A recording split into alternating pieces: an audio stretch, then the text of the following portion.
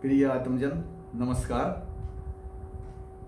रहस्य भगवान, कर्म विधान, भक्ति और मुक्ति का इस कार्यक्रम के भाग 7 में मैं आपका स्वागत करता हूं।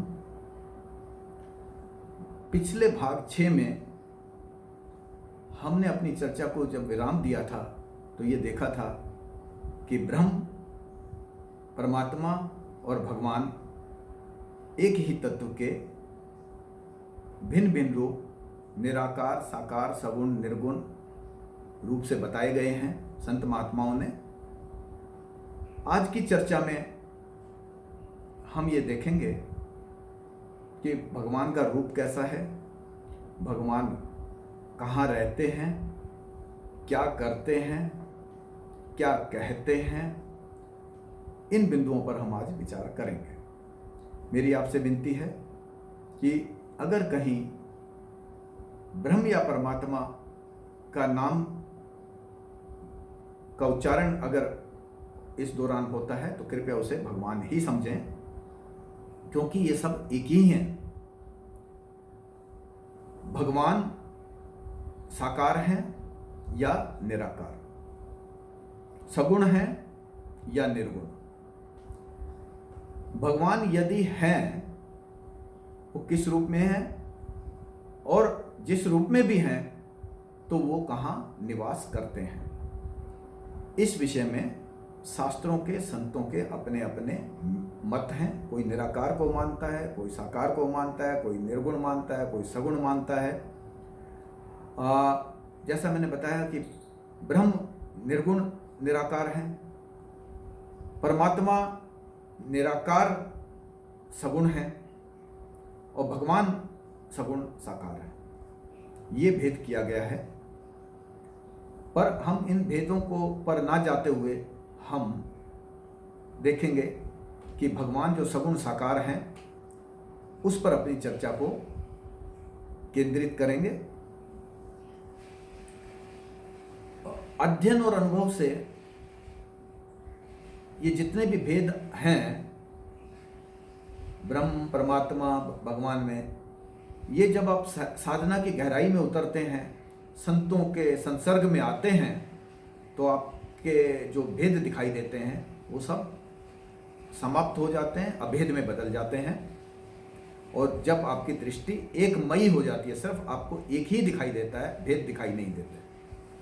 तुलसीदास जी ने लिखा है, सगुण ही अगुण ही नहीं कछु भेदा, गावहि मुनि पुराण बुध वेदा, अगुण रूप अलख अज सोई, भगत प्रेम बस सगुण सोई, हरि व्यापक सर्वत्र समाना, प्रेम ते प्रगट हुई मैं जाना, देश काल दिशा विदिश हूँ माही, कहूँ सो कहाँ जहाँ प्रभु नाही।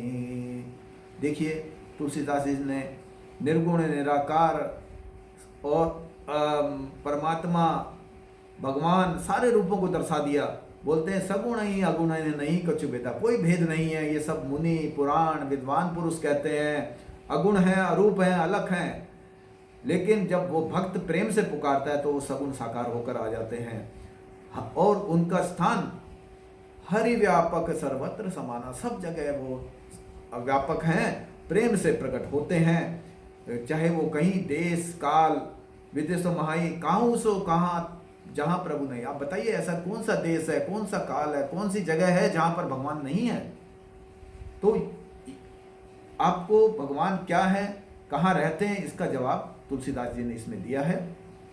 गीता में भी भगवान श्री कृष्ण ने बताया है, ईश्वर सर्वभूतानां हृदय देशे अर्जुना तिष्ठति, ब्राह्मण सर्वभूतानि यंत्र आरूढ़ानि मायया, अहम सर्वेषु भूतेषु भूतात्मा अवस्थिता सदा तम अवज्ञाय मामृत्य कुरुते अर्चा विडम्बनम।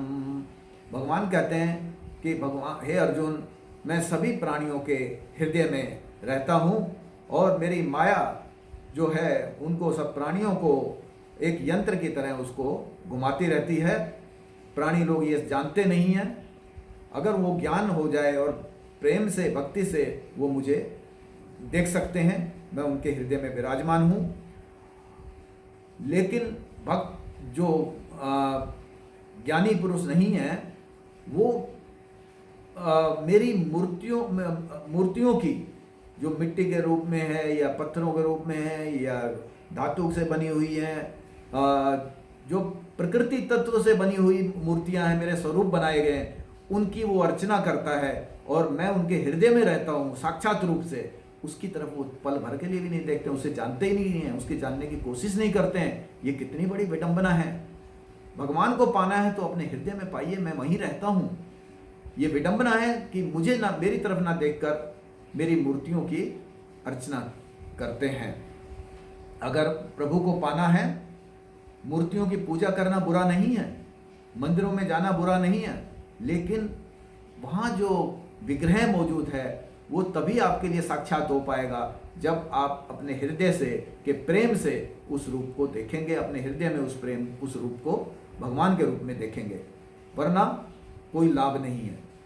पद्म पुराण में भगवान विष्णु जी ने कहा नारद से, न अहम वसामि वैकुंठे योगिनाम हृदय विना, न वे मद्भक्ता यत्र गायन्ति तत्र तिष्ठामि नारद। न अहम वसामि वैकुंठे योगी नाम हृदय न वे। मैं वैकुंठ में या योगियों के, जो योगी अपने आप को काफ़ी पहुंचा हुआ कहते हैं योगी, उनके हृदय में भी मैं नहीं रहता हूँ। मैं कहाँ रहता हूँ? आप देखिए उनकी महत्ता देखिए, वो भक्तों को कितनी महत्ता दे रहे हैं। वो कह रहे हैं मत भक्ता यत्र गायन्ति, जो मेरे भक्त हैं प्रेम से, जहाँ वो मेरे चरित्र का, मेरे नाम का, मेरे रूप का गायन करते हैं, कीर्तन करते हैं, सत्संग होता रहता है, मैं तो वहीं मौजूद रहता हूँ, मैं वहीं रहता हूँ। कितने सरल, कितने उपलब्ध, कितने सुलभ भगवान हैं कि वो हर समय आपके पास ही रहते हैं, भक्तों के पास ही रहते हैं। दृष्टि चाहिए। अगर आप में सच्चे प्रेम की दृष्टि है तो आप प्रभु को प्राप्त कर सकते हैं। ब्रह्म संहिता में भगवान के साकार रूप श्री कृष्ण को बताया गया है। कहा है, ईश्वर परम कृष्णा सच्चिदानंद विग्रह अनादि आदि गोविंद सर्व कारणा कारणम। जो भगवान श्री कृष्ण है वो प्रभु सच्चिदानंद, ईश्वर के सच्चिदानंद रूप का साक्षात विग्रह हैं। वो अनादि आदि सब और सभी कारणों का कारण है। हर चीज उन्हीं से होती है। जो कुछ भी होता है वो सभी कारणों का कारण गोविंद ही है, प्रभु कृष्ण ही है। ये ब्रह्म संहिता में कहा गया है। तो यहाँ साकार रूप में भगवान श्री कृष्ण के साक्षात रूप के बारे में कहा गया। भगवान के निराकार, साकार, सगुण, निर्गुण रूपों को के चर्चा को देखते हुए मैं सारांश में कहूँगा, ईश्वर त्वमेव निर्गुणा निराकार एक रूपो आस्ते भक्त हृदयेन रमेयते यत रूपेण ध्यायते। ईश्वर त्वमेव निर्गुणा निराकारा एक रूपो आस्ते। हे प्रभु, आप तो एक ही निर्गुण हैं, निराकार हैं। आप एक ही हैं, एक रूप, अनेक नहीं है, आप एक ही हैं। भक्त हृदय न रमेयति, भक्त के हृदय में धारण हो जाते हैं, रम जाते हैं। कैसे, किस रूप में जब रम जाते हैं? यत रूपेण ध्यायते, वो जिस रूप में आपका ध्यान करता है, जिस तरह से वो आपके नाम का स्मरण करता है, रूप में चाहता है आपको, आप इतने दयालु हैं कि आप उसी रूप में उसके हृदय में जाकर विराजमान हो जाते हैं, उसको दर्शन देते हैं। अब हम यह विचार करेंगे, जब हम भगवान के साकार रूप का चर्चा कर रहे हैं तो हम यह विचार करना चाहेंगे कि भगवान अवतरित कब होते हैं साकार रूप में, और क्यों होते हैं और कब होते हैं। गीता में भगवान कृष्ण ने कहा है, यदा यदा हि धर्मस्य ग्लानिर्भवति भारत अभ्युत्थानम् अधर्मस्य तदात्मनं सर्जामि अहम् परित्रणाय साधूनां विनाशाय च दुष्कृतां धर्म संस्थापना अर्थाय संभवामि युगे युगे। जब जब धर्म की हानि होती है, अधर्म बढ़ने लग जाता है, तब मैं जो है अपना सर्जन करता हूँ। मैं इस पृथ्वी पर जो है धरा पर अवतरित होता हूँ और मेरा उद्देश्य होता है कि जो सज्जन पुरुष हैं उनकी मैं रक्षा करता हूँ और जो दुर्जन दुष्ट हैं उनका मैं नाश करता हूँ, क्योंकि यह करने से धर्म संस्थापना अर्थाय धर्म के स्थापना करते हैं, पुनर् से धर्म को स्थापित किया जाता है, अधर्म का नाश किया जाता है। और इस कारण की वजह से संभवामि युगे युगे, मैं बार बार प्रकट होता हूँ। जब जब जरूरत होती है तब तब मैं प्रकट होता हूँ। धर्म की हानि होती है, अधर्म बढ़ता चला जाता है, उस वक़्त उस हेतु धर्म के दोबारा स्थापना करने के लिए मैं हर युग में आता हूँ। एक बार नहीं कि एक बार आ गए, वो हर बार आते हैं जब ऐसा स्थिति उत्पन्न होती है। और जब भी वो आते हैं एक नए रूप के साथ आते हैं, एक नए नाम के साथ आते हैं और अपनी लीला करते हैं।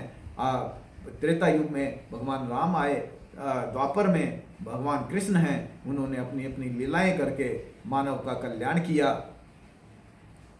रामचरितमानस की कुछ चौपाइयाँ सुनिए इस विषय में कि भगवान क्यों आते हैं, क्यों अवतार लेते हैं।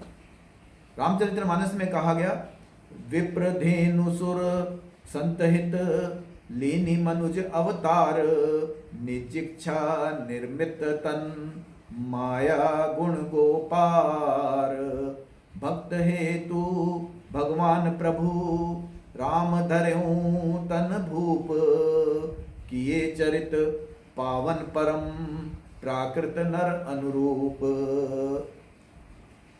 जो संत पुरुष हैं, गाय हैं, देवता हैं, संत लोग हैं, ब्राह्मण हैं, उनकी रक्षा करने के लिए मैं मनुष्य रूप में अवतार लेता हूँ। अपनी इच्छा से ही शरीर का धारण करता हूँ, उसमें कोई प्रकृति का जो है कुछ योगदान नहीं है। उस प्रकृति के तीनों गुणों से दूर होते हुए मैं अपनी इच्छा से अपने रूप को धारण करता हूँ।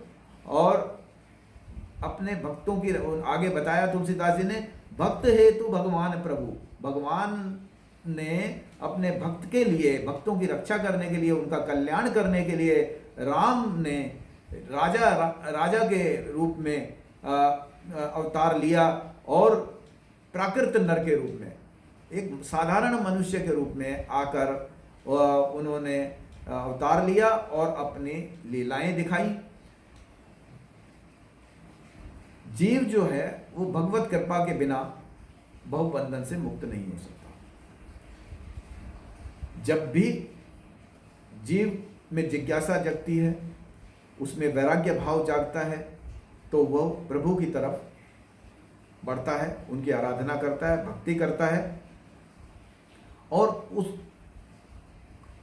उस यात्रा में उसे अपने अंतःकरण को जो है उसे शुद्ध करना है, उसे ऐसे कर्म करने हैं, ऐसा चिंतन करना है, ऐसा मनन करना है, भक्ति करनी है, ताकि उसका अंतःकरण शुद्ध हो। और जब अंतःकरण शुद्ध होता है तो उसके साथ भगवान को पुकारना पड़ता है कि प्रभु जो है मेरे को अपनी शरण में लीजिए। और जब भगवान को पुकारते हैं तभी आप भवबंधन से मुक्त हो सकते हैं। भगवान तब चले आते हैं अपने भक्त की सुनकर, पुकार सुनकर। इसीलिए भक्ति आवश्यक है। अब प्रश्न उठता है कि भगवान अपनी कृपा कब और कैसे करते हैं। भक्त ने पुकार लिया, लेकिन भगवान कब आएंगे, कैसे कृपा करेंगे। प्रभु राम ने घोषणा की, उन्होंने कहा, सम्मुख होए जीव मोहि जब ही जन्म कोटि अघ नासहि तब ही। जब भी जीव मेरी तरफ मुखातिब होता है, जब मेरी तरफ देखता है, मेरी शरण में आता है, तो उसके जन्म जन्म के कोटि कोटि पाप नष्ट हो जाते हैं। देखिए भगवान की घोषणा है कि जब जीव को प्रभु की शरण में जाएगा तभी उसका उद्धार होगा, तभी उसके पापों को नष्ट होंगे। भगवान कृष्ण ने भी ऐसा ही गीता में कहा भक्तों के लिए, तेसाम सतत युक्तनाम भजताम प्रीति पूर्वकम ददामि बुद्धि योगम तम येन माम उपायन्ति ते। जो भक्त निरंतर रूप से प्रेम के साथ मेरी आराधना करते हैं, भक्ति करते हैं, उनको मैं बुद्धि योग देता हूँ। बुद्धि योग को उनकी अपनी कृपा पात्र बना देते हैं, वो अपनी कृपा देते हैं और उसको प्राप्त करके बुद्धि योग से वो प्रभु की शरण में चला जाता है, प्रभु के धाम को प्राप्त कर लेता है। अनन्य चिंतयन्तो माम ये जना पर्युपासते तेषां नित्यभियुक्तानां योगम क्षेमं वहामि अहम्। भक्त भगवान को पूजा क्यों करे, आराधना क्यों चाहे? तो अगर भक्त कैसा करता है तो प्रभु क्या करते हैं? वो कह रहे हैं जो अनन्य चिंतन होगा, किसी और का चिंतन ना करते हुए सिर्फ मेरा ही अगर वो चिंतन करता है, मेरी ही उपासना करता है, तो उसका मैं नित्य जो है रूप से उसकी योग और क्षेम की जो आवश्यकताएं हैं उसकी पूर्ति मैं करता हूँ। उसको जो योग क्षेम की आवश्यकताएं हैं वो मैं पूरी करता हूँ। योग क्षेम का मतलब यहाँ से है कि जो वस्तु भक्त के पास नहीं है वो उसको मिल जाती है तो वो योग कहलाती है। उसके पास नहीं है तो प्रभु उसे देते हैं।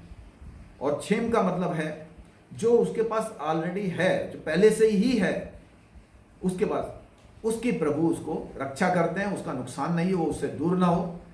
इस तरह के योगक्षेम का जो आवश्यकता होती है अपने भक्त की वो भगवान करते हैं। लेकिन भगवान को अगर प्रेम से निरंतर अगर वो प्रेम से बचता है तभी भगवान उसकी इस योगक्षेम पूरा करते हैं। भगवान कहते हैं अंतकाले च मामेव स्मरण मुक्त्वा कलेवरम। अंतकाले च मामेव स्मरण मुक्त्वा कलेवरम यः प्रयाति समद्भावं याति न अस्ति अत्र संशया। देखिए भगवान अपने भक्तों को क्या क्या दे रहे हैं। वो कहते हैं अंत काले च मामेव स्मरण मुक्त्वा करे। जब उसका अंत काल आता है, भक्ति जो प्राणी अपने अंत काल में अब भगवान को स्मरण करता हुए शरीर को छोड़ता है। प्राणी अपने अंत काल में भगवान को स्मरण करते हुए यदि अपना शरीर छोड़ता है तो वो वहां से सीधा मेरे ही धाम को प्राप्त होता है। इसको आप इस बात में कोई शंका ना करें। भगवान की वाणी है। आवश्यकता क्या है कि अंत काल में मेरे नाम का स्मरण करें। पर अंत काल में जब प्राणी शरीर छोड़ रहा होता है, बहुत तकलीफ में होता है, उस वक्त भगवान का नाम कहाँ ध्यान आता है? उसका तो अगर वो माया के जंजाल में फंसा हुआ है तो अंत काल में उसे वही अपने परिवार वाले, उसका अपना व्यवसाय के बारे में, धन दौलत के बारे में, जमीन जायदाद के बारे में वही चिंताएं लगी रहती हैं। उसी की चिंतन करता रहता है। वो उसने प्रभु का तो चिंतन किया ही नहीं, तो उसके जुबा के ऊपर वो नाम कैसे आएगा प्रभु का? इसलिए आवश्यकता है, हम सभी के लिए आवश्यकता है कि हम ऐसा अभ्यास करें, ऐसा भक्ति के माध्यम से ऐसा अभ्यास करें कि हमारे जिह्वा के ऊपर प्रभु के नाम का स्मरण चलता ही रहे। हम कार्य कुछ भी करते रहें, कर्म करते रहें, लेकिन हमारी जिह्वा में, हमारे मन में, हृदय में स्मरण जो है वो प्रभु का ही होता रहे। और जब ये अभ्यास हो जाता है तो चाहे मृत्यु हमारे साक्षात हमारे सामने आएगी तब भी हमारी जिह्वा के ऊपर नाम तो प्रभु का ही होगा। और जब प्रभु का नाम होगा तो प्रभु ने तो घोषणा कर दी कि अगर अंत काल में मेरा नाम स्मरण करते हुए शरीर छोड़ेगा तो मेरे ही धाम को आएगा। भगवान का अपने भगवान अपने भक्तों को और भी बहुत संदेश दिए हैं, वो भी बताता हूं मैं। अहम सर्वस्य प्रभो मयि सर्वं प्रवर्तते इति मित्वा भजन्ते मां बुद्ध भाव समन्विता। भगवान बताते हैं कि ये मुझसे ही सब उत्पन्न हुए हैं, जो भी कुछ उत्पन्न हुआ है ये सब मुझसे ही उत्पन्न हुआ है। और जो बुद्धिमान पुरुष होते हैं वो ये सब जानते हैं और ये भाव से ही मुझे वो बचते हैं कि मुझसे ही सब पैदा हुए हैं और सब मेरे से ही उत्पन्न होते हैं। इस भाव को जानते हुए बुद्धिमान लोग जो हैं वो प्रभु का भजन करते हैं, भक्ति करते हैं। सम्मो अहम सर्वभूतेषु ना मैं द्वेष अस्ति ना प्रिया ये भजन्ति तु मां भक्त्या मयि ते तेषु अहम। भगवान यह स्पष्ट करते हैं प्राणियों को कि मैं तो सब भूतों में, सब प्राणियों में, सब जीवों में समान रूप से रहता हूं। ना मुझे किसी से द्वेष है, ना किसी से अधिक प्यार है, कोई मैं भेदभाव नहीं करता हूं, समान रूप से मैं रहता हूं। जो मेरा भक्त बड़े प्रेम से जो मुझे भजन करता है, जो मुझे चाहता है, वो मेरे में रहता है और मैं उसमें रहता हूं। एक हो जाते हैं ये उस अवस्था में। और संदेश देते हैं, यत करोसि यत अस्नासि यत जुहोसि ददासि यत तपस्यसि कौन्तेय तत्कुरुषु मत अर्पणम।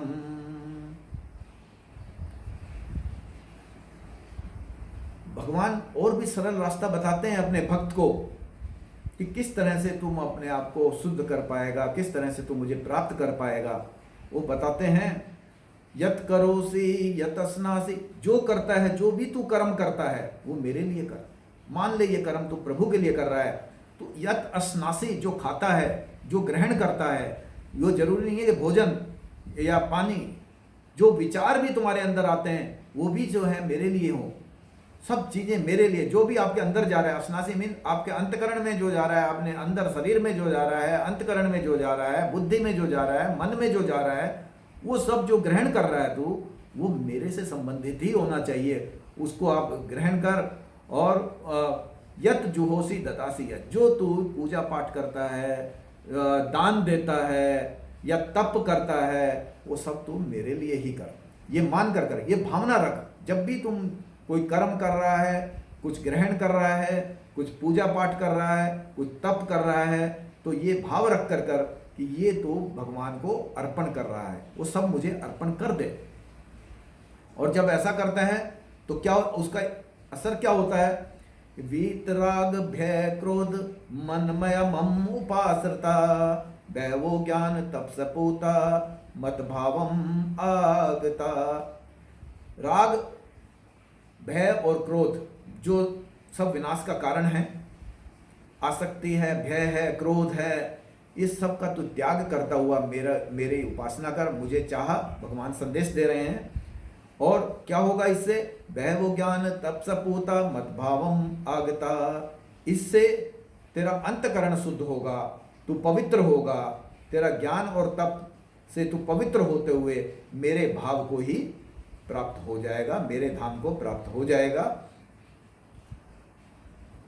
गीता में आखिरी अध्याय में बोलते हैं, सर्वधर्मान् परित्यज्य माम एकम शरणं व्रज अहम त्वा सर्व पापे भयो मोक्षयिष्यामि मा शुच। सभी धर्मों को छोड़ दे और मेरा ही शरण ले ले। सिर्फ मेरी ही एक की शरण ले, बाकी सबको छोड़ दे। सबके अलग अलग पथ, अलग अलग सोच, अलग अलग कर्म, इस तरह की सारी चीज़ों में मत उलझ, सबको छोड़ दे, सिर्फ मेरी ही शरण ले। और अगर तू ऐसा करेगा तो मैं तेरे सभी पापों का नाश करके तेरे को मोक्ष प्रदान करूंगा। साथ ही कहते हैं, मन मना भव मध्य भक्तो मध्यजी माम नमस्कुरुम मामेव एष्यसि युक्त एवं आत्मनं मत्परायणा, अपना मन मुझ में लगा, मेरी ही पूजा कर, मुझे नमस्कार कर। मामेव इष्यसि युक्त एवं, और तू ऐसा करेगा तो तू मेरे से ही जुड़ जाएगा, है, मेरे से ही जुड़ जाएगा, अपनी आत्मा से परायण हो जा, तू मेरे को परायण हो जाए, और ऐसा करेगा तो तू मुझे प्राप्त होगा। तो ये सब कहने का भगवान ये क्यों कह रहे हैं कि तुम सब कुछ मेरे लिए कर? क्योंकि वो जानते हैं कि तू इतना स्वार्थी है कि तू सब अपने लिए क्या करेगा, दूसरों के लिए भी नहीं करेगा, जबकि दूसरे जीवों के लिए, कल्याण के लिए तुझे कार्य करना चाहिए, लेकिन तू अपने स्वार्थ के लिए करेगा। लेकिन अगर कल्याण चाहता है तो दूसरों के लिए कार्य कर। लेकिन मनुष्य इतना विचित्र प्राणी है कि वो दूसरों के लिए काम करने में खूब कतराता है। बड़ी मुश्किल से कुछ ही जीव ऐसे, कुछ ही मनुष्य ऐसे होते हैं जो परमार्थ में लगे होते हैं। तो भगवान उसे समझाते हैं कि जब तुम मेरे लिए करेगा तो स्वयं वो भावना उत्पन्न हो जाएगी। वो जो आसक्ति का भाव है, अगर आप स्वयं करोगे तो आसक्ति का भाव है। दूसरे के लिए भी अगर आप कर रहे हैं और उसमें भी आसक्ति से कर रहे हैं, भेदभाव के साथ कर रहे हैं, तो बंधन में आ जाएगा। लेकिन जब प्रभु के लिए कोई कार्य करेगा, ये जो भी कार्य कर रहा है, चाहे तू खाना भी खा रहा है तो प्रभु को भोग लगा रहा है, ये मान के करेगा, तो वो आसक्ति में नहीं बंधेगा। तो प्रभु ऐसे नहीं है कि सब कुछ वो अपने लिए कराना चाहते हैं, लेकिन वो तुम्हारे अंदर ये भावना पैदा करने चाहते हैं कि तू आसक्ति भाव को छोड़ दे। चाहे तू अपने लिए काम कर, चाहे तू दूसरे प्राणियों के लिए काम कर, चाहे तू मेरे लिए कर, लेकिन आसक्ति भाव को छोड़ दे। जब तू मेरे लिए करेगा तो नेचुरली अपने आप ही वो सब भाव छूट जाएगा, जो आसक्ति भाव है। और जैसे ही आसक्ति और ममता भाव छूट गया, वो कर्म आपका अकर्म हो जाएगा और प्रभु को प्राप्ति कराने वाला होगा।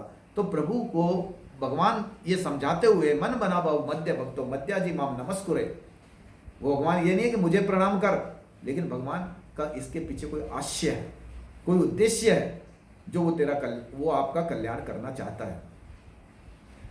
बाद में वो कहते हैं, यो मां पश्यति सर्वत्र सर्वं च मयि पश्यते तस्य अहम न प्रणश्यामि स च न मैं प्रणश्यति। अब देखिए अपने भगवान के भक्त के लिए भगवान क्या कहते हैं, कितने उदार भगवान हैं।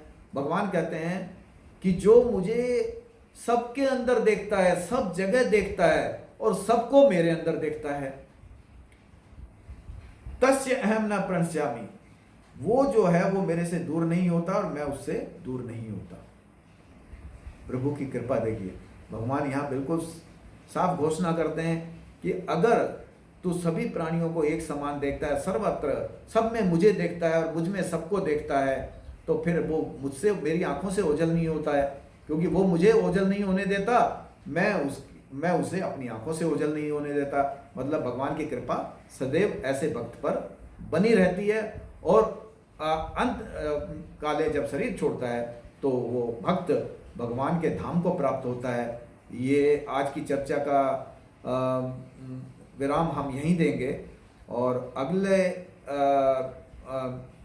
जो चर्चा है वो हम अगले भाग में करेंगे, जो अंतिम होगा उसमें हम करेंगे चर्चा। तब तक के लिए मैं आपको नमस्कार करता हूँ, आपसे विदा लेता हूँ और एक निवेदन रहेगा आपसे कि कृपया इस भाग को आप जो है लाइक करें, और जिन भक्तों ने सब्सक्राइब नहीं किया है इस चैनल को, कृपया सब्सक्राइब भी कर दें, ताकि आपको इस चैनल के अंतर्गत ये पूरे भाग देखने को मिले, और साथ ही साथ इस चैनल के अंतर्गत कोई नया कार्यक्रम आए तो वो भी आपको उपलब्ध हो जाए। धन्यवाद।